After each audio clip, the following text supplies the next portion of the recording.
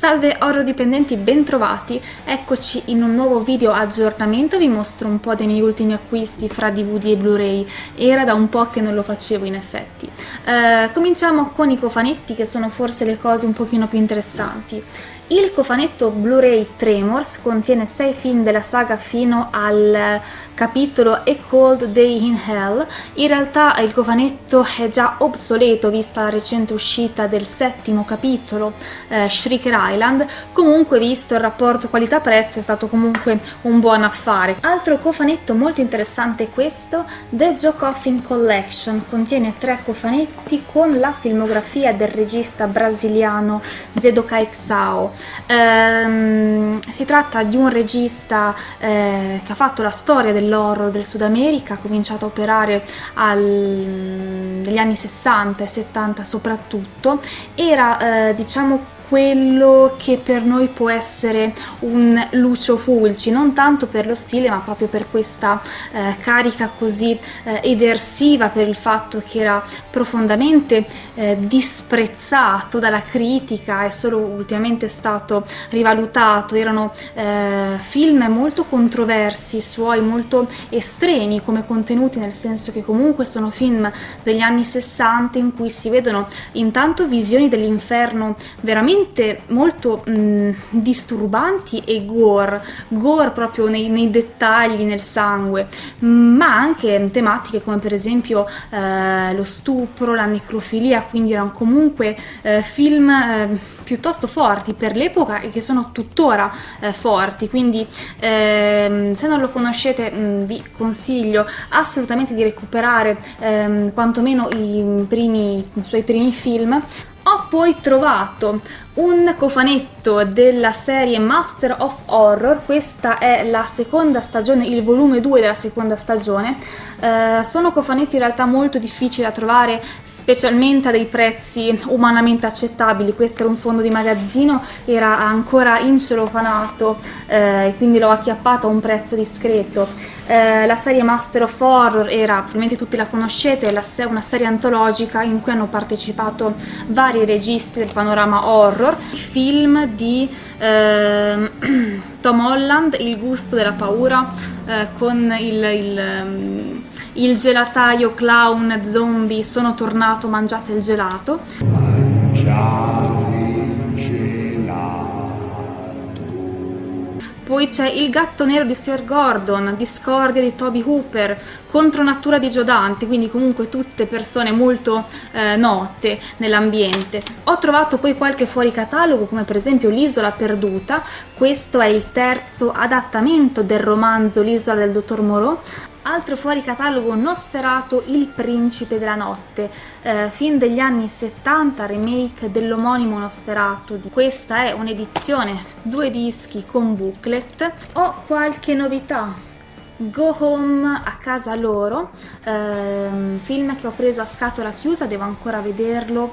Ho apprezzato il precedente film della regista, Psychomanthery, quindi sono un horror thriller a forti tinte politiche, credo che anche questo sia più o meno su quel genere. Thelma, ne ho sentito parlare solo molto bene, deve essere un horror drammatico che tratta tematiche come per esempio l'omosessualità, quindi io devo ancora vederlo, comunque mi ispira molto. Seven Hayden Park, questa è la nuova uscita targata Mafarka Film. Si tratta di un film degli anni 80 di Alberto De Martino.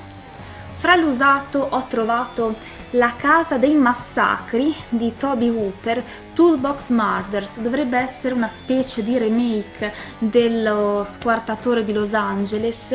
Ricordo che la somiglianza era veramente minima, comunque un film in ogni caso gradevole, ovviamente se ami questo tipo di film, quindi simile slasher. Questo è un grande classico del what the fuck, 7 per l'infinito contro i mostri spaziali, del signor Al Adamson, grande maestro del B-movie ed erede spirituale di Ed Wood. Questa è una sorta di film horror fantascientifico completamente delirante, con queste soluzioni visive a caso, colori, questi cambi di colore, queste strane creature, uomini pipistrello e granchi giganti. Mi sembra un film che non ha assolutamente nessun senso, ma va visto proprio perché questo suo delirio, questa totale nonsense ha comunque un grande fascino. Questo Riflessi sulla pelle non è un horror, è un film drammatico molto, molto affascinante secondo me, con fra i protagonisti un giovanissimo Viggo Mortensen, intanto visivamente molto suggestivo, con questi campi sterminati di grano dorato e che fanno da sfondo a una vicenda profondamente drammatica vista dagli occhi di ragazzini. Tre passi nel delirio. Si tratta di un film ad episodi di fine anni 60, all'epoca andavano molto di moda i film a episodi, sono episodi ciascuno tratto liberamente da un racconto di Edgar Allan Poe, e fra i registi troviamo niente po' di meno che Federico Fellini. Finalmente ho recuperato questo film di Amenabar che volevo recuperare da una vita, ovvero Thesis. Si tratta di un film di cui sento parlare benissimo da sempre, quindi sono molto curiosa. Pare che tratti il tema degli snuff movie, quindi molto interessante. Non aprire prima di Natale, altro film anni 80, uno slasher natalizio in stile Natale rosso sangue. Altro film horror anni 80 è Buonanotte Brian, film ad episodi, lo ricordo in realtà in maniera piuttosto vaga, ma c'erano, mi sembra, dei bei momenti fra streghe, licantropi, c'era anche questa sorta di cappuccetto rosso in chiave moderna e sporcacciona, fra virgolette, quindi questo l'ho voluto recuperare. Altro slasher, simil slasher anni 80, Compleanno di sangue, quindi questo è uno slasher abbastanza atipico, specialmente visto il risvolto finale, una specie di twist. Nomads.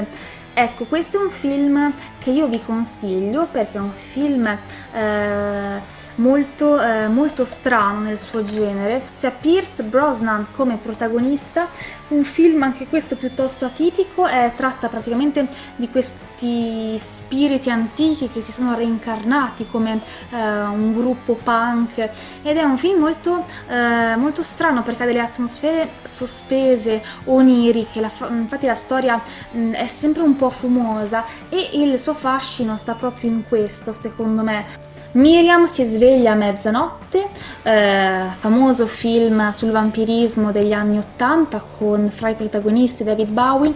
Si tratta sicuramente di un film molto conturbante e di grande fascino, è stato fuori catalogo e difficile da trovare, penso, per un sacco di tempo, quindi è uscito in questa nuova edizione. Vi faccio vedere anche un po' di film import, quindi roba non uscita sul mercato italiano che non ha l'audio italiano. Questo è Beneath, un film che in realtà io vidi un sacco di anni fa per la prima volta su MTV. Su MTV lo passavano ovviamente doppiato. All'epoca mi era piaciuto tantissimo e io adesso lo voglio rivedere perché devo capire se era veramente un bel film o se ero io talmente pischella che mi esaltavo per qualunque cosa simile horror che riuscivo a vedere. Il film, nonostante il doppiaggio italiano per la TV, non è mai stato distribuito sul mercato italiano, quindi questa è una edizione inglese. Ok, All Through the House è uno slasher natalizio ancora, questo è uno slasher moderno, quindi del 2015, un film indipendente molto grezzo, nel senso che ha questi effetti speciali molto marci perché sono proprio fatti homemade, e secondo me il suo fascino sta proprio qua, nell'effetto speciale rozzo e in una certa aria malsana e perversa generale. Questo, se vi piacciono gli slasher, ve lo consiglio perché è anche discretamente sanguinoso. Poi Plastic Surgery Massacre è un credo sia un torture porn, devo ancora vederlo. Il regista è Marcel Waltz, che io conosco per i torture porn, appunto, la Petit Mort e la Petit Mort 2, uno uscito per Spasmo Video, uno uscito con Koch Media. Questo, ragazzi, è un film assurdo, è una specie di commedia nera con una componente weird molto marcata. The Greasy Strangler, lo strangolatore viscido, grasso, non so come si traduca grease, ed è un film schifoso, cioè è proprio schifoso quello che vedi, sono schifosi i personaggi, è schifoso quello che fanno, è un film repellente, popolato da gente repellente, e tu per tutto il film sei veramente spiazzato di fronte allo schifo che stai guardando. Questo è uno di quei film che io non ve lo voglio consigliare, perché è veramente molto strano e molto grottesco, però comunque secondo me è da vedere, perché un film così what the fuck merita comunque una visione.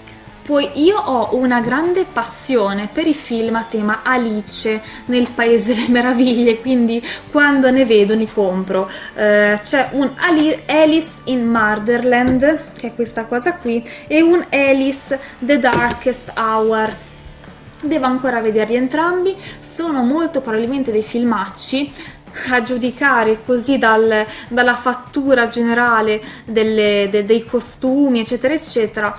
Però vabbè, insomma, per quel che costavano ho voluto tentare. Poi ho comprato un paio di film a tema Halloween, ovvero Halloween at Aunt Heather's e Halloween The Curse of Halloween Jack. Eccoli qua. Questo qua deve essere una storia di follia, qualcuno che impazzisce, fa una strage. Questo invece è molto più interessante, perché da quel che vedo dalle immagini qua dietro c'è uno spaventapasseri assassino, quindi questo mi ispira veramente molto. Poi vi mostro un po' di B-movie vari che ho trovato ultimamente.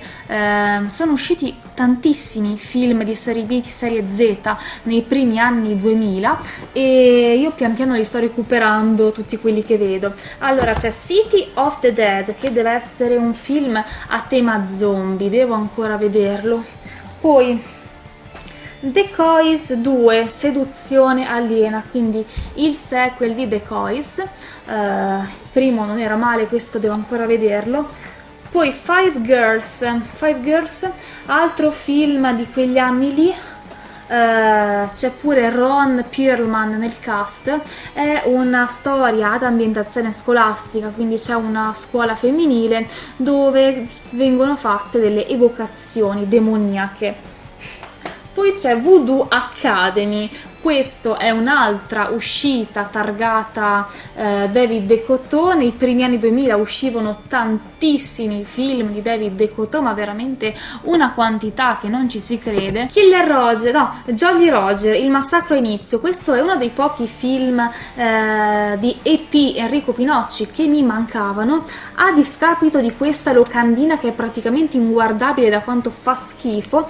Sembra interessante perché il cattivo di questo film è un pirata zombie demoniaco, e che dire, io sono molto curiosa di vedere la mattanza. Per finire, Alien Origin, film dell'Asylum nato credo sulla falsariga di Prometheus, un film del 2012, quindi un mockbuster.